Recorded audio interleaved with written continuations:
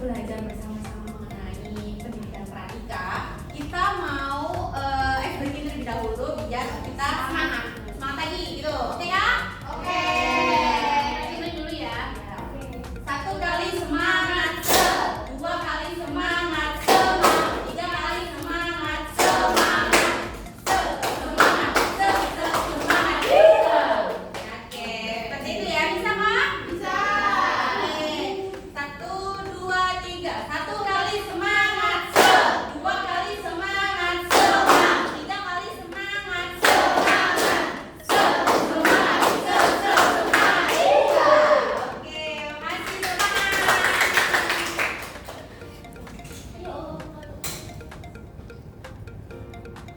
Oke, yang pertama kita akan belajar mengenai persiapan diri. Yang pertama ada mental dan emosional. Kenapa sih mental dan emosional itu harus dipersiapkan sebelum kita memasuki proses pernikahan, menikah gitu. Di sini semuanya udah pada punya pasangan dong pastinya. Sudah. Oke, ya ampun. Nah, materi kita ini sangat relate pada kehidupan kita sehari-hari tentunya. Karena apa? Karena kita semuanya tuh bakalan melewati fase-fase nikah gitu, ya kan? Iya. Nah, yang pertama ini adalah mental dan emosional. Kenapa sih mental dan emosional ini tuh harus kita siapkan sebelum kita memasuki fase kehidupan menikah gitu? Karena mental dan emosional ini tuh salah satu fondasi dasar yang harus kita miliki sebelum kita ke jenjang yang lebih serius atau menikah gitu. Karena kalau mental dan emosionalnya kita itu belum stabil atau kayak suka marah-marah nggak jelas, terus nggak bisa mengontrol emosionalnya juga, nanti akan berdampak pada pernikahan kalian gitu. Pernikahan kita yang nantinya gitu ya. Yang kedua adalah finansial. Nah, finansial ini tuh harus apa ya kak? Kayak finansial itu harus kita siapkan gitu loh sebelum menikah. Karena kalau misalnya cuma kata orang Jawa itu bondo nekat, itu kan nggak relate gitu loh kan. Masa kita mau makannya makan cinta, makan kegantengan suamimu, masa lapar terus jadi kenyang kan nggak mungkin ya Pak. Jadi finansial itu harus kita siapkan. Entah itu kita sebelum masih lajang-lajang ini ya, masih belum nikah, itu kita siapkan bekerja keras, kemudian memiliki pekerjaan yang bagus, nah, itu bisa. Dan juga nanti akan berdampak pada kehidupan kita. Karena penelitian di Indonesia itu banyak perceraian itu terjadi karena finansial. Jadi kita jangan sampai di fase-fase seperti itu. Nah, yang ketiga adalah kesehatan diri. Kesehatan diri ini tuh ya kesehatan kita dan calon pasangan kita nantinya. Tentunya periksa kesehatan terlebih dahulu. Kemudian ada kesehatan reproduksi, bagaimana merawatnya, kemudian apa aja yang perlu disiapkan untuk kesehatan diri ini. Jadi bisa ke dokter ataupun ke tenaga kesehatan lainnya. Yang kedua adalah perubahan peran. Nah, sudah memasuki persiapan diri, ini nanti akan terjadi perubahan peran. Perubahan peran itu yang bagaimana? Perubahan peran yang dulunya kita individu kan, terus kemudian menikah dengan pasangan kita. Jadi perubahan peran dari ke individu menjadi suami dan istri itu harus juga dipersiapkan, harus ada ilmunya juga. Yang pertama ini ada hak dan kewajiban suami istri. Nah, kita itu harus mengetahui gitu, hak dan kewajiban suami istri itu bagaimana. Apakah kan itu bisa nanti diobrolkan gitu. Misalnya kayak pekerjaan rumah itu nanti yang bagian siapa, atau mungkin dibagi-bagi seperti itu. Jadi kita harus mengetahui hak dan kewajiban suami istri. Nah, yang kedua adalah mengenal patriarki, budaya patriarki. Ada yang tahu budaya patriarki itu apa? Kakak-kakak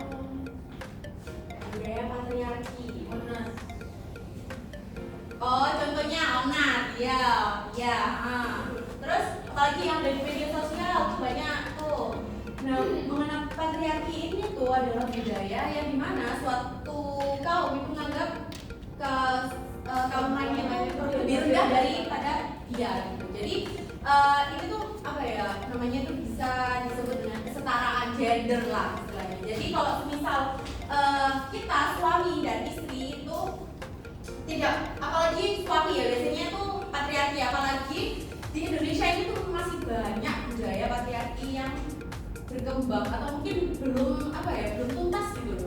Jadi para suami itu harus mengenal kayak gak boleh patriarki lah sama istrinya, menganggap rendah. Hala istri itu katanya orang Jawa, hala istri itu di kasur dapur sama sumur.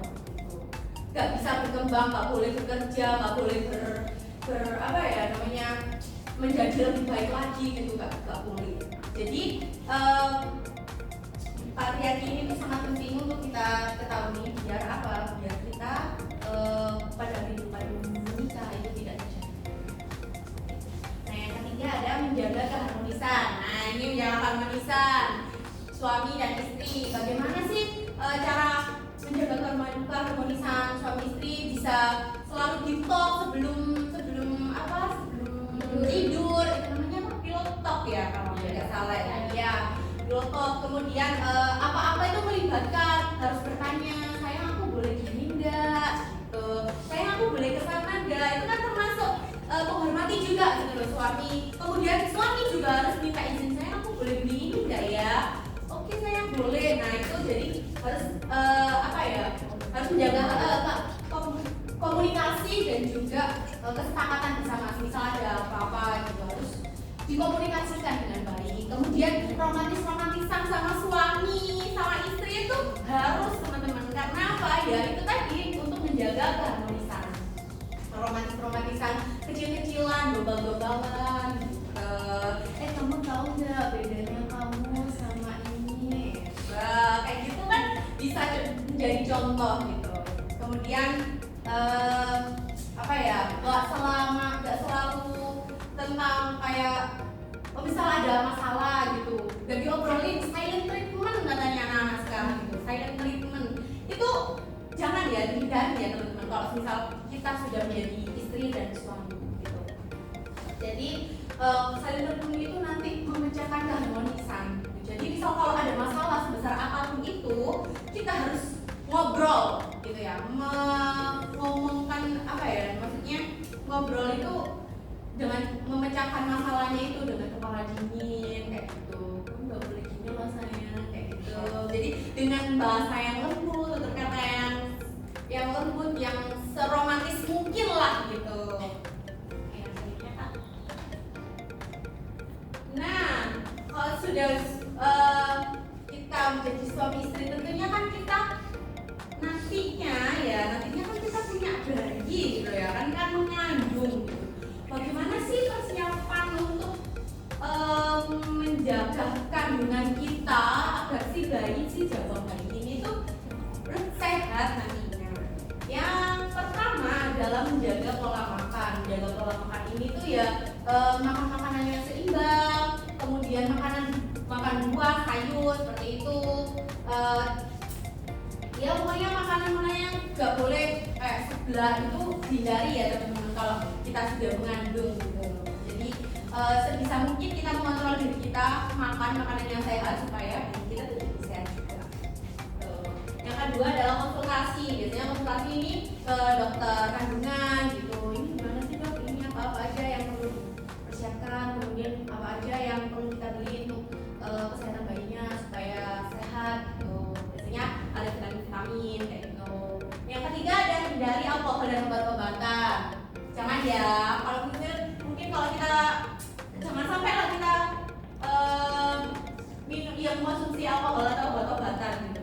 Kan nanti kasihan juga, nanti bisa berdampak pada kesehatan bayi atau mungkin nanti adanya kecacatan atau mungkin nanti anaknya jadi habitat enggak tusuk dan kita nggak mau ya anak kita itu terlahir kayak seperti itu. Jadi sebisa mungkin kita menjaganya. Nah yang keempat mineral kayak mengonsumsi vitamin. Biasanya kalau ibu hamil tuh asam folat tuh, asam folat tuh. Selanjutnya apa? Nah yang selanjutnya adalah pola tidur yang baik. Ini ibu-ibu kalau sudah mengandung itu nggak boleh begadang ya, itu nanti apa ya berdampak pada kesehatan bayinya juga nanti. Entah itu nanti kena angin malam, itu kan biasanya nggak baik gitu loh bagi ibu hamil. Yang kedua adalah rutin berolahraga. Ini rutin olahraga biasanya ada olahraga ibu hamil, senam ibu hamil, di posyandu desa itu biasanya ada. Kemudian kalau mau ya kayak jogging-jogging biasa pada pagi hari gitu.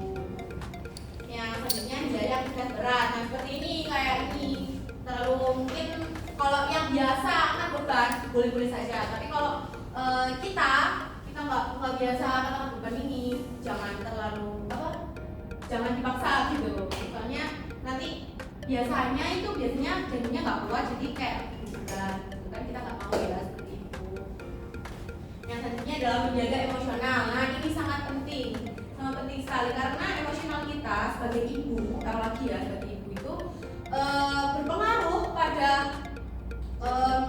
kognitifnya. Apalagi juga di sini kan dia berkembang gitu loh, jadi dia merekam apapun yang ada di sekitarnya dia. Misalnya ibunya lagi emosi, dia juga marah karena dia kan sudah tersalur gitu loh sama ibunya. Jadi sebisa mungkin kita menjaga emosionalnya, dan bapak-bapaknya juga ini tuh harus bisa menjaga emosionalnya ibunya ini, mamanya ini gitu. Karena ya itu tadi emosional itu sangat penting untuk kita kontrol supaya janin kita itu nggak merasakan sedih, nggak merasakan kecewa kayak gitu. Dia senang-senang aja. Oke, selanjutnya akan dijelaskan oleh Kak Devi. Baik, di sini aku bakal jelasin mengenai pola asuh. Jadi di sini teman-teman udah ada yang tahu belum mengenai pola asuh? Belum. Baik, Sandra berdua menurut Mbak Uril terdapat 3 jenis pola asuh, yaitu otoriter, demokratis, dan permisif. Jadi pola asuh otoriter ini orang tua itu menuntut anak. Jadi anak itu harus menurut banget sama orang tuanya. Jadi kayak anak itu nggak bisa leluasa untuk menyampaikan pendapat mereka gitu. Jadi anak itu harus benar-benar nurut sama orang tuanya gitu. Jadi itu kan sebenarnya nggak baik kan untuk anak, karena anak nggak bisa bereksplor, nggak bisa mengungkapkan perasaan mereka gitu. Nah di sini ada lagi pola asuh permisif. Jadi pola asuh permisif ini anak dibebaskan tapi tanpa pengawasan orang tua. Jadi anak itu nggak bisa nggak dikontrol gitu sama orang tuanya, dibebaskan bereksplor, ngapain gitu dibebasin. Nah lalu ada juga pola asuh demokratis. Nah pola asuh demokratis ini anak dibebaskan untuk diajak juga berkomunikasi, tapi juga tetap dikontrol oleh orang tua. Jadi anak itu nggak benar-benar dibebasin, tapi juga tetap diajak berdiskusi, diajak mengambil keputusan gitu. Jadi pola asuh yang baik itu ya pola asuh demokratis ini gitu. Nah di sini ada pendidikan dasar anak. Nah keseimbangan antara akademik dan non akademik. Jadi orang tua kan harus mengontrol pendidikan anak kan pastinya dengan bertanya seperti apa sih pendidikan yang didapat, kayak pelajaran hari ini apa, pasti kan kita harus komunikasikan dengan anak. Nah itu nggak tentang akademik saja tapi juga non akademiknya. Jadi bertanya mengenai kayak anaknya mau ikut ekstrakurikuler apa, kayak misalnya ingin sepak bola atau ingin seni gitu kan. Nah kita juga harus memberikan pembelajaran yang menyenangkan. Jadi kalau kita lagi belajar sama anak gitu kan, jangan kayak kan banyak ya orang tua kita dulu yang kayak ngajarin anak benar-benar diajarin sampai kadang kita nangis-nangis kan. Nah kita nggak boleh kayak gitu ya, jadi kita harus santai tapi juga belajar yang serius gitu. Lalu pengembangan keterampilan sosial. Jadi kan kita ini mau sosial kan, nggak mungkin kita individu. Nah anak kita itu juga harus diajarin untuk bersosialisasi dengan orang, tapi dengan cara yang baik. Jadi kayak harus mengucapkan maaf, terima kasih gitu kan pastinya. Lalu ada pembelajaran yang beragam. Nah pembelajaran yang beragam ini jadi kita nggak melulu tentang akademik pembelajaran gitu kan, itu harus dibungkus dengan pembelajaran yang ya kayak pembelajaran yang menyenangkan ini. Jadi kita harus kreatif gitu kan sebagai orang tua supaya anak itu nggak bosan untuk belajar gitu. Nah, lalu selanjutnya ada pengawasan dan pendampingan orang tua. Jadi orang tua itu nggak boleh lepas tangan meskipun anak udah dewasa, udah misal udah SMP atau SMA, kita harus tetap mengontrol anak kayak bertanya gitu apa kegiatan hari ini. Jadi anak itu senantiasa diajak komunikasi. Jadi harus komunikasi dua arah juga, nggak boleh kayak kita bertanya sampai menuntut anak itu nggak boleh. Jadi harus ada komunikasi antara dua orang itu tadi, antara anak dan orang tua. Lalu ada pendidikan karakter. Nah, pendidikan karakter ini kan sangat penting ya untuk kehidupan bersosialisasi. Jadi kita harus menanamkan karakter yang baik pada anak kita. Pun kita harus memberikan contoh yang baik kan. Bagaimana kayak anak mau melakukan hal baik kalau kita pun memberikan contoh yang buruk gitu. Jadi anak pun nggak boleh terlalu dimarah-marahin gitu karena nanti bisa berdampak pada mental dan emosional mereka. Nah, selanjutnya ada pengembangan kreativitas. Nah, pengembangan kreativitas ini kita memberikan pembelajaran bagi anak nggak melulu tentang buku aja gitu kan ada kita bisa langsung explore ke alam kayak kita main ke kebun binatang atau ke taman gitu kan, ada kayak hewan-hewan gitu kan kita bisa belajar ini gitu. Nah, ada penanaman nilai moral. Nah, nilai moral ini kan juga sangat penting. Jadi anak itu ditanamkan untuk selalu memiliki adab gitu kan. Karena kalau misal ilmu nggak akan berguna kalau nggak ada adab gitu kan. Jadi kita harus memiliki adab. Jadi anak kita pun juga harus diajarkan untuk selalu terima kasih dan minta maaf kepada temannya jika mereka melakukan kesalahan gitu.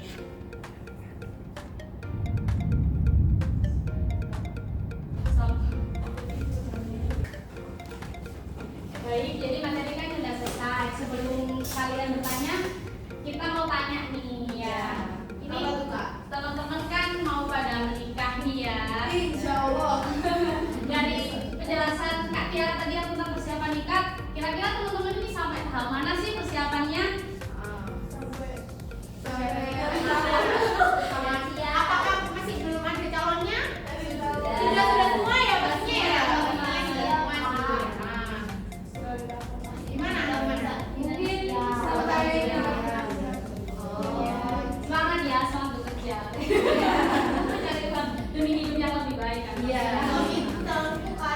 Oh iya,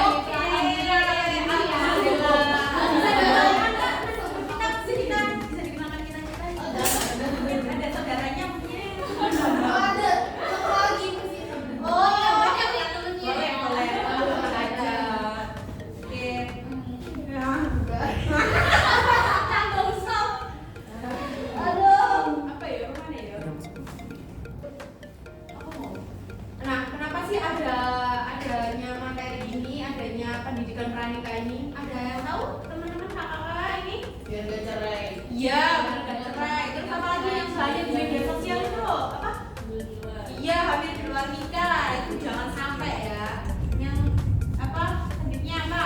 Ada apa aja? Cukup apa? Biasanya?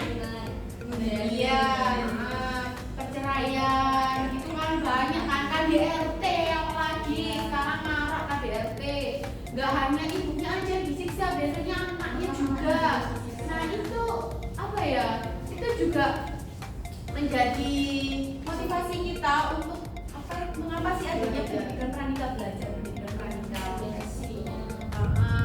Di sini ada yang punya cerita nggak? Apa mungkin tahu gitu cerita di media sosial atau apa tentang apa marry is scary. Nah gitu, ada istilah marry is scary. Nah Kalau suaminya bukan jin. iya apa? Oke iya. Berarti ada yang punya nggak teman-teman kayak misalnya tahu gitu loh, kenapa sih ada istilah married is scary? Kenapa kok bisa muncul? Cowoknya nggak pernah bener. Benar, cowoknya nggak pernah dengar. Nah, apa? Toxic. Ya mungkin akhirnya punya cerita budaya patriarki. Oh iya benar. Ada yang punya cerita nggak sendiri kayak? Aduh, tangganya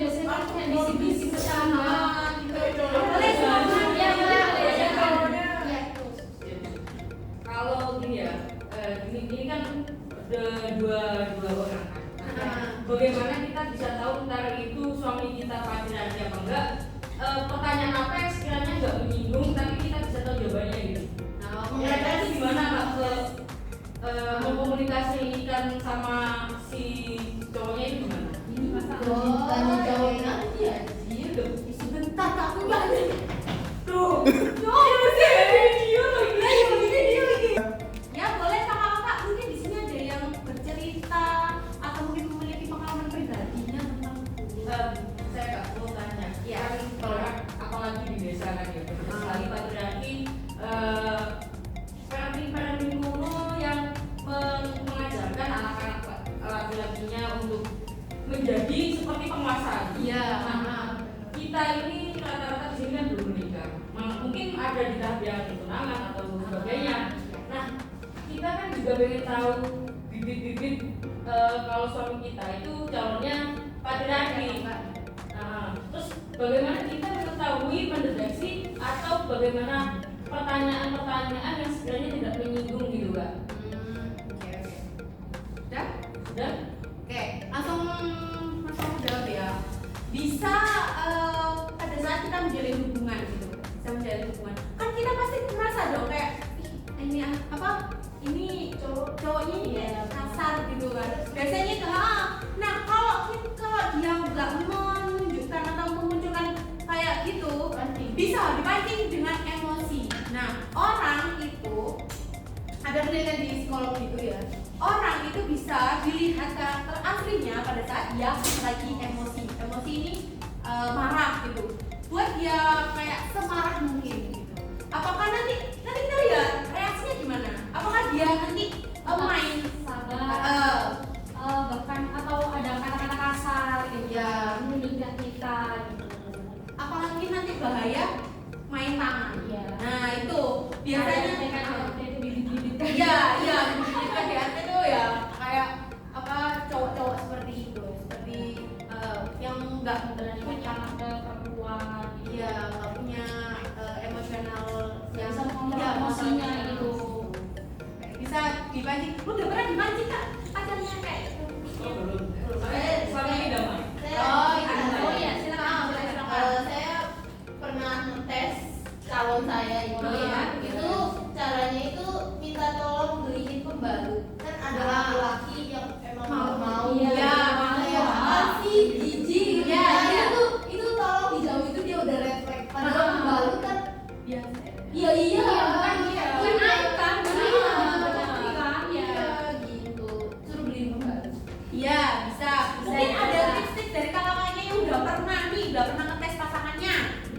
Beli pembalut tuh beli kondom mau. Iya, karena ada yang apa? Ada yang bisa membantu KL ini untuk memberikan tes kepada pasangannya. Dikasih konten Islami. Oh, ada Islami. Biar tercerahkan gitu ya. Iya. Itu siapa yang pakai kupluk tuh? Ustaz dia. Siapa ya? Semua pakai kupluk kan? Iya, ada Nataki. Oh, iya. Diajak ke kajian nih Pak. Iya, mungkin diajak ke kajian dan obat. Kalau zaman sekarang kan sebenarnya ada lalu grooming. Ya. Kan bisa tahu dan tidaknya sifatnya setelah menikah. Ya. Nah, kan kita juga perlu waspada itu grooming apa bukan. Ya. Mungkin dari karenanya bisa kasih tips atau pengetahuan tentang itu gitu kan. Kalau sepengalamanku ya, asik sepengalamanku kan tuh ya. Langsung dari pengalaman. Iya, sepengalamanku kalau lo grooming itu bertahan itu maksimal itu 3 bulan. Jadi ya berusaha lah untuk menjaga apa ya biar apa nggak asing sebelum 3 bulan ini. Kalau misal sebelum 3 bulan nggak asing berarti kan udah red flag gitu. Nah, misal kalau 3 bulan ini dia ada tanda-tanda kemunculan yang red flag menurut kamu, kita kan punya batas toleransinya ya kan, punya batas toleransi kepada pasangan kita. Sejauh mana sih dia kayak kita mentoleransi kesalahannya gitu. Kalau semisal dalam 3 bulan ini dia udah melewati batas toleransi kita, ya nggak bisa diterima dong. Apalagi ini kan masih 3 bulan, apalagi masih seumur hidup gitu. Jadi misal toleransi kalian itu gini, toleransi kalian aku aku nggak suka cowok yang cowok yang kayak cowok yang suka marah gak jelas rebutan. Nah, kalau kalian nggak punya toleransi seperti itu, terus kemudian pasangan kalian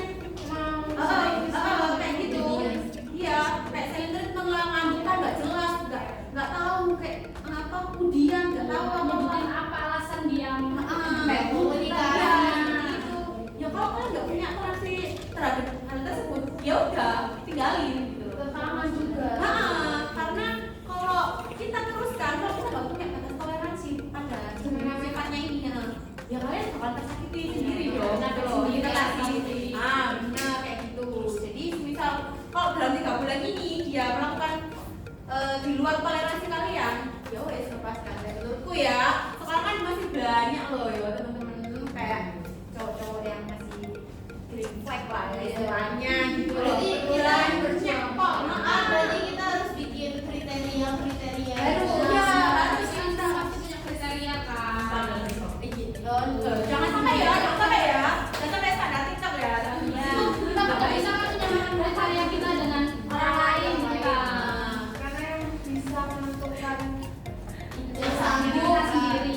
Ya, gimana batas toleransi kalian? Apakah dia melakukan kesalahan itu kalian bisa menerima? Kalau toleransi kalian ke dia itu besar, ya berarti walaupun kesalahannya besar, kalian tetap memaafkan gitu loh. Kalau kita batas toleransi kalian itu kecil ke dia, ya wes kalau dia melakukan kesalahan itu ya kalian nggak bakal memaafkan. Menurutku ya gitu sih. Tek, istirahat.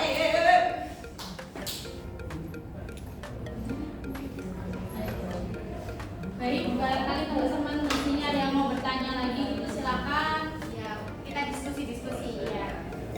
saya enggak mau tanya. Kan tadi judulnya membentuk orang tua yang cerdas. Aku mau tanya itu terkait dengan bagaimana kita menjadi orang tua yang bisa menjaga anak meskipun kita tidak bisa memantau secara terus-terusan gitu. Pastinya kan karir. Iya, pastinya kan ada apa ya? Ada enggak itu sikap anak yang pasti akan menentang kita nanti sebagai orang tua kan dia itu pengen ikut dengan lingkungannya yang dia nggak tahu lingkungannya itu seperti apa, bagaimana kita bisa mengontrol anak kita nanti dengan lingkungan yang kita belum bisa kontrol. Iya, Jadi kan kita orang tua tentu aja sih nggak akan bisa mengontrol anak 24 jam terus kan gitu kan. Apalagi dia juga sekolah, punya kegiatan-kegiatan lain. Nah, tapi kita tentu aja anak kita kan pasti pulang nih ya, pasti ke rumah balik ke kita. Nah, kita sebagai orang tua ini harus sering-sering ngobrol sama anak kita, sering berdiskusi. Kayak anak itu dikasih ruang untuk cerita apa aja sih kegiatannya, apa sih, bagaimana teman-temannya. Nah, di situ kan kita bisa kasih tahu anak kita kan kalau ada yang kurang baik gitu. Oh, nah ini tuh kurang baik, jadi lebih baik ini. Bukan sekalipun kayak misalnya bukannya kurang baik atau teman-temannya kurang baik itu kan bukan memberitahu kayak jangan nggak benar-benar langsung jangan keluar ini, jangan kayak nggak apa-apa berteman, tapi untuk perilaku mereka yang tidak baik itu dihindari ya gitu. Jadi kita pun masih jadi dapat mengontrol itu sekalipun kita nggak bisa mengawasi 24 jam gitu. Kalau bisa kita jelaskan nih, misal ada temennya yang melakukan apa ya, melakukan tindakan yang nggak baik gitu. Kalau misal, kok itu dia loh boleh mah, kok aku nggak boleh? Nah itu kita bisa menjelaskan, oh ya boleh silakan, kamu mau seperti itu silakan, tapi ada sebab akibatnya nak. Sebabnya nanti kamu tuh nanti akan seperti ini. Kemudian akibatnya tuh nanti kamu bakalan jadi gini. Kamu mau seperti itu? Oh enggak mah, berarti dia nggak bakalan mau melakukan itu. Kalau misal kita jangan, nggak boleh. Itu semakin menentang. Tanya-tanya kan, Kenapa? Jadi kita beritahu aja alasannya kenapa sih nggak boleh seperti itu. Terus memberikan penjelasan yang jelas itu apa dampaknya bagi kehidupan mereka gitu kan. Ya, itu. Kalau teman-teman yang lain, yang tanya lagi, silahkan. Kak, boleh pada zaman sekarang kan makin maju. Oke, mungkin itu saja yang bisa kita pelajari hari ini ya teman-teman, kakak-kakak. Mungkin mungkin ada salah kata dari Kita mohon maaf. Terima kasih udah mau diskusi ya sama kita mengenai parenting supaya menjadi orang tua yang cerdas nanti.